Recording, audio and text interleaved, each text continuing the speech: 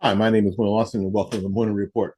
I have tried to make the case that one of the worst things for minorities in America are liberals, progressives, liberal white women, young liberal white women in particular. What we're going to do today is I'm going to intersperse some clips of some comments made by liberals and young liberal white women when it comes to things like ID for voters, voter IDs, because as we approach midterms, this is going to be one of the things that seep back into the conversation. Because somehow, some of these people got some really bizarre ideas. Have an opinion on voter ID laws? Yeah, they're usually pretty racist and I think voter ID laws are a way to perpetuate racism. Would you go as far as say those laws are racist? For sure. Now, I'm not really sure.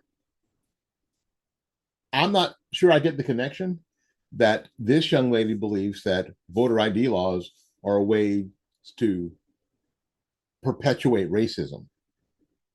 Other than, frankly, that's what she's been taught. And this is at the crux of the rest of this video. Some of these young people have been taught this because it's not something that you can come up with on your own, because the connections don't get made. The connections to reality don't get made. We'll continue. Do you think it suppresses the African American vote? Definitely. Tell us how. Because they're less likely to have state IDs. Now, I'm not sure how this young man thinks that I'm less likely than his dad or his uncle or him to have a state issued ID. I'm not sure how, again, it's what we said before. Some of these things that they say that they just don't line up. So they have to be taught this. It can't possibly be a situation where they came up with this on their own, that this bubbles out of them like some great revelation. No, they've been told this, and they're simply parroting back what they've been told. And they did it all without thinking about it. That's the dangerous part. They did it all. They parroted it all to somebody they just met without even thinking about it. Minority voters are less likely to have the kinds of IDs that have been described or required. I don't know, but I get the vibe that this dude is a teacher on that campus. Oh, where they are, they're on the campus of UCal. They're at the University of California, the Golden Bears. That's where they are. And I get the vibe that that dude is a professor. He's one of the people telling the young man before, oh, these people, are less likely to have the kinds of IDs that are needed to vote in elections, like a state ID or driver's license. I don't have a state ID because in Florida, I have a driver's license.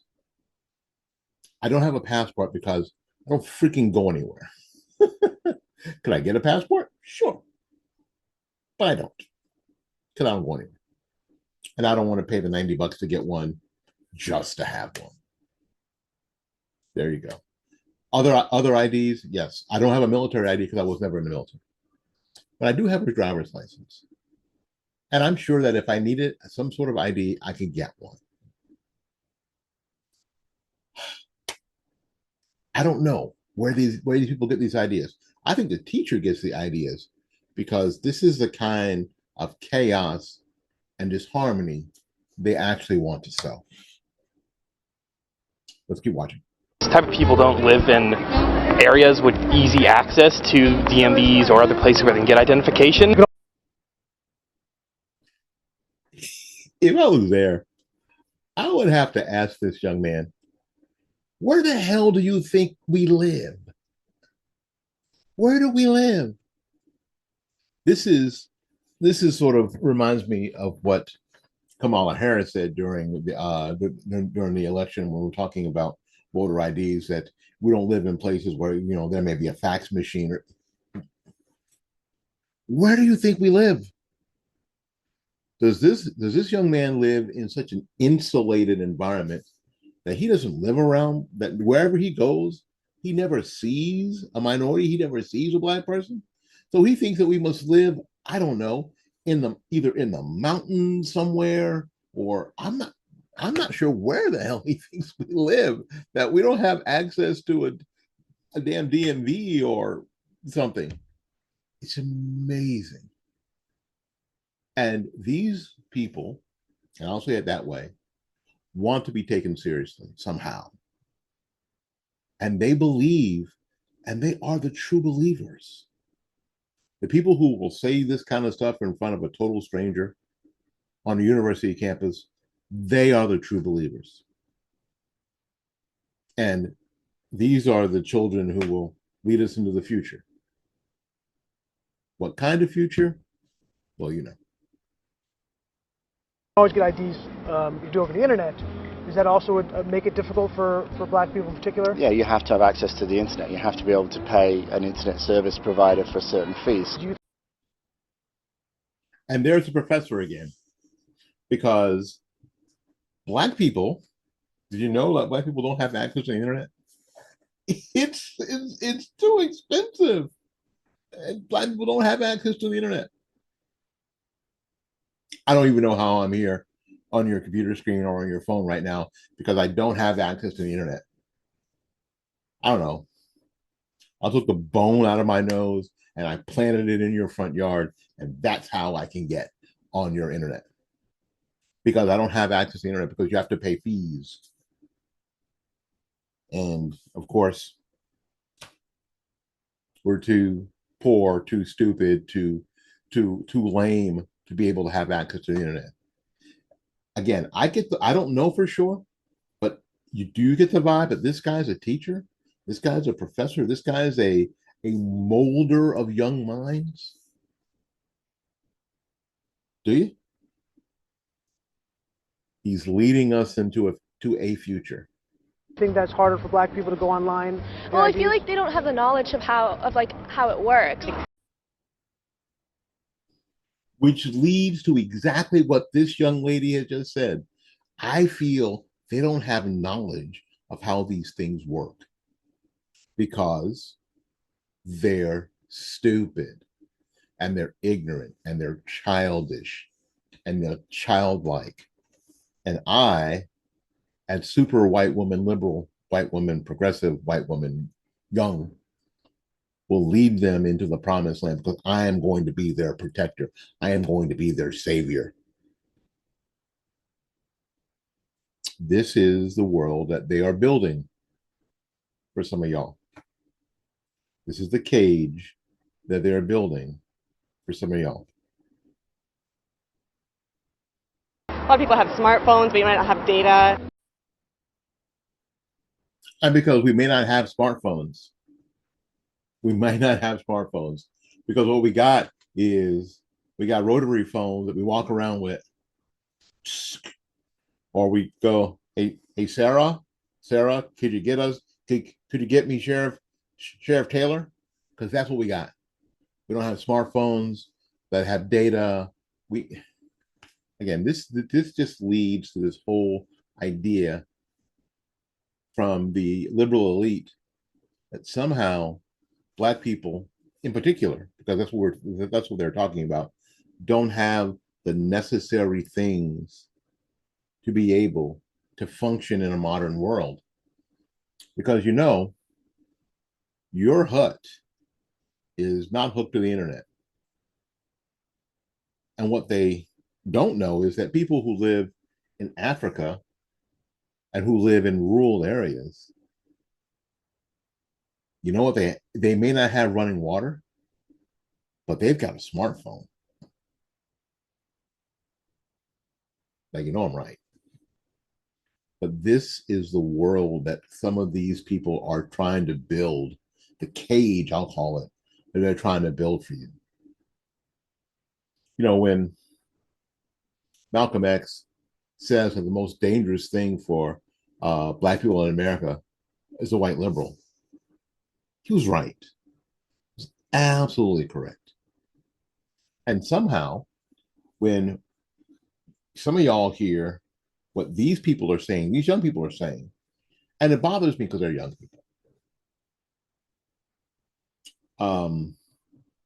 that you don't have as much a problem with that as you do with me for pointing it out. Kind of amazing. Let's see if we can suffer through just a few more of this. For most of the communities, they don't really know what is out there just because they're not aware or like they're not informed. I'm not even sure what she's talking about. That we don't even know what's out there. Like, I don't know. Like, you need an ID. That we're so uninformed, that we're so ignorant, that we're so pathetic that without their help, we would be lost. We would just be lost. The next one's pretty funny too. I also think there's a repression of like black voting with how if you're a convicted felon, like you're not allowed to vote and everything. And when you look at swing states like Florida, that's a huge population of the like African Americans. And there it is, right there. Because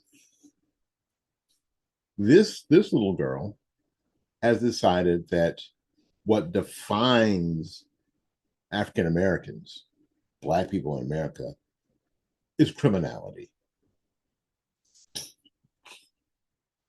There are so many with felonies, so many with felonies, and our culture of criminality. That is, especially in swing states like Florida. Well, oh, by the way, newsflash, Florida is no longer a swing state, baby. No, we're full red, baby. Full red. Full red. See that? Full red. I know people hate it. We used to be super purple, but right now, full red. That is, this little girl thinks that because of Black criminality, because so many of us, y'all, are felons, that leads to the repression and the suppression of Black votes.